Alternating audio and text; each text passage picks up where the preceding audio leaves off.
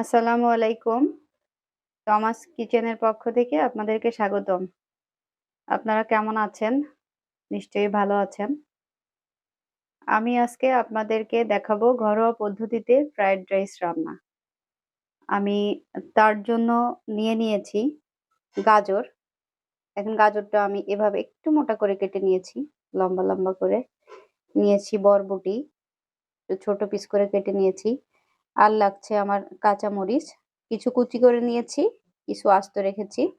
আর লাগছে আমার পেঁয়াজ কুচি, পেঁয়াজটাও একটু বড় করে কেটে নিয়েছি। আর ফ্রাইড রাইসে নরমালি কেউ আলু দেয় না, আমি একটু আলু কিউব করে কেটে নিয়েছি, আমি এটা ভেজে ইউজ করব। সেই সাথে আমার লাগছে ডিম, আমি 2টা ডিম আগে থেকে ফেটে নিয়েছি হালকা একটু লবণ দিয়ে।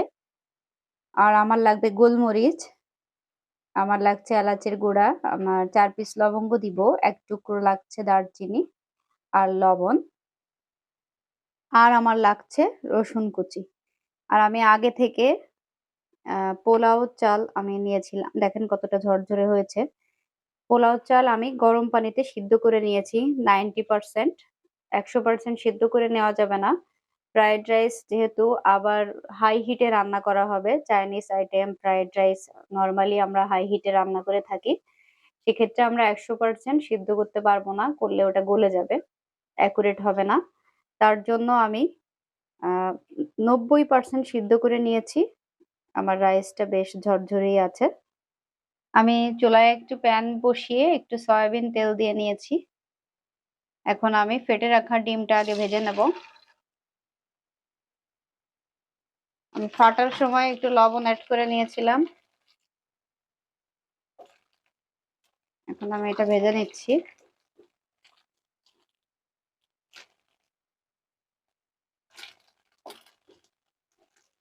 আমি এরকম ভেঙে নেব, যেহেতু ফ্রাইড রাইসের ডিম আপনারা জানেন।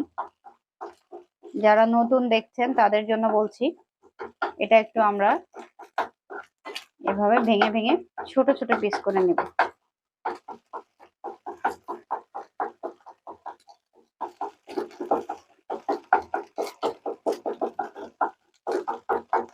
খুব বেশি কড়া করে আমার ভাজার প্রয়োজন নেই, আমার ভাঙা হয়ে গেছে।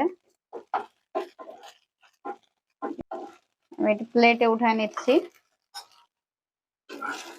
বেশি কড়া করে ভাজার প্রয়োজন নেই।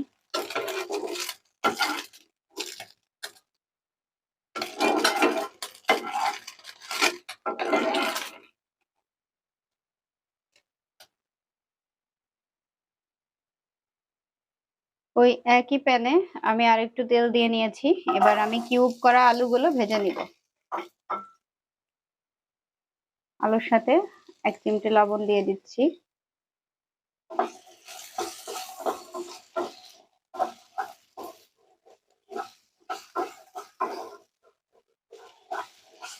আমি সুন্দর করে আলুটা ভেজে নিব। ফ্রাইড রাইসের এক একটা সবজি এক এক রকম টাইম লাগে ভাজতে, এই জন্য আমি আলাদা করে ভেজে নিচ্ছি, যাতে কোনোটা বেশি সিদ্ধ না হয় কোনোটা কম সিদ্ধ না হয়। এই জন্য যারা নতুন তাদের জন্য বলছি, আপনারা আলাদা আলাদা করেই ভেজে নেবেন, তাতে ফ্রাইড রাইসটা ভালো হবে। আমার আলুগুলো ভাজা শেষ। এই পর্যায়ে আমি আলুগুলো উঠিয়ে নিচ্ছি।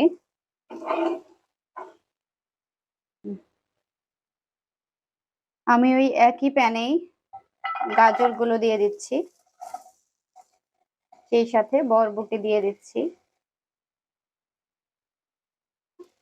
দিয়ে দিচ্ছি পেঁয়াজ কুচি এবং মরিচ কুচি। এই সবজিগুলো প্রায় একই ধরনের, এই জন্য আমি একসাথেই এটা ভেজে ফেলতে পারবো, এই জন্য আমি একসাথেই দিয়ে দিচ্ছি। আপনারা চাইলে আলাদা করেও ভেজে নিতে পারেন, তবে এগুলো একসাথে ভাজলে কোনো সমস্যা হবে না। যারা নতুন তাদের জন্য আরেকটা টিপস, আপনারা যখন সবজিগুলো ভাজবেন কখনো ঢেকে দিবেন না, ঢেকে দিলে সবজির কালার নষ্ট হয়ে যায়।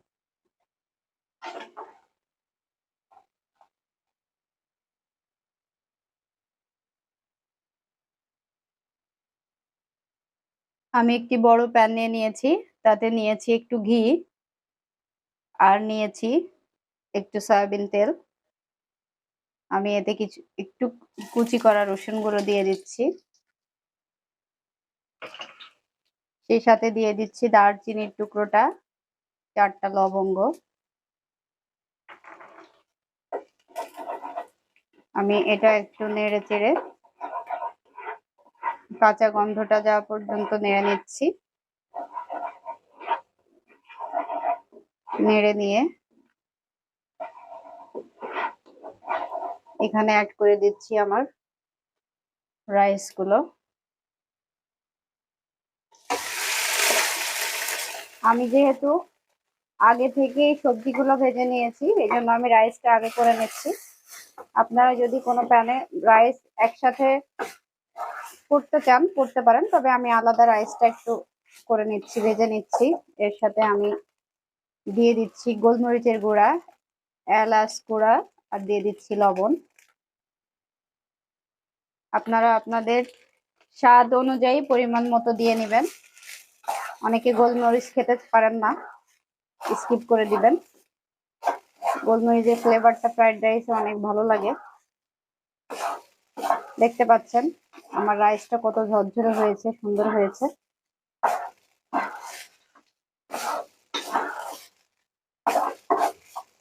আমার একটু ভাজা হয়ে গিয়েছে, আমি এই পর্যায়ে আমার বাকি সব সবজিগুলো অ্যাড করে দিব।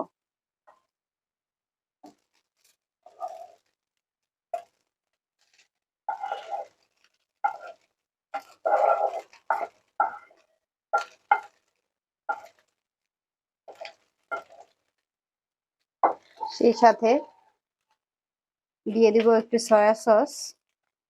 আপনারা সামান্য পরিমাণে দেবেন, আমি খুব অল্প পরিমাণেই দিচ্ছি। এবং সাথে দিয়ে দিচ্ছি একটু টমেটো সস।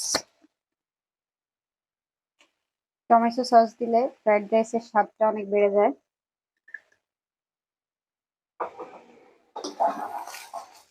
খুব সুন্দর করে নেড়ে চেড়ে আমি হাই হিটে রান্না করছি। সবসময় চেষ্টা করবেন একটু কালারফুল সবজি নেওয়ার, তাতে ফ্রাইড রাইসটা দেখতে অনেক ভালো লাগে। অর্থাৎ মাল্টি কালার হলে ফ্রাইড রাইসটা অনেক সুন্দর দেখা যায়, আর সবজি যত ভ্যারিয়েশন থাকে তত খেতেও মজা লাগে। হাই হিটে আপনারা সুন্দর করে এটা নেড়ে চেড়ে মিশিয়ে নেবেন। এই পর্যায়ে আপনারা একটু লবণ চেক করে নেবেন যে আপনাদের স্বাদ মতো লবণ ঠিক আছে কিনা। যদি কম থাকে একটু অ্যাড করে নেবেন।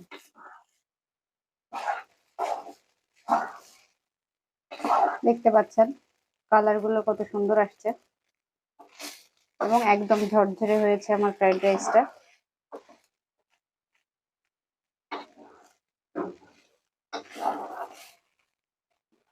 Fried rice complete. আমি এই পর্যায়ে জাল নিভিয়ে পরিবেশন করে আপনাদেরকে দেখাচ্ছি। আমি একটি প্লেটে আপনাদেরকে সার্ভ করে দেখাচ্ছি।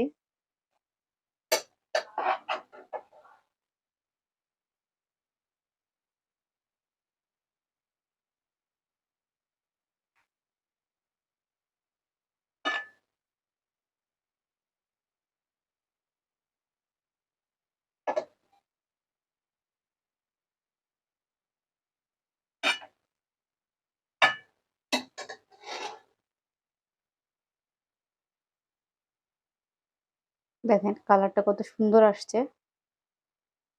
আপনাদের আমার রেসিপিটি যদি ভালো লাগে আপনারা রান্না করে খাবেন। আর কিছু যদি জানার প্রয়োজন থাকে কমেন্ট বক্সে আমাকে জানাবেন। আর টমাস কিচেনের পাশে থাকবেন, সাবস্ক্রাইব করবেন, চ্যানেলটিকে লাইক করবেন। ভালো থাকবেন। আসসালামু আলাইকুম।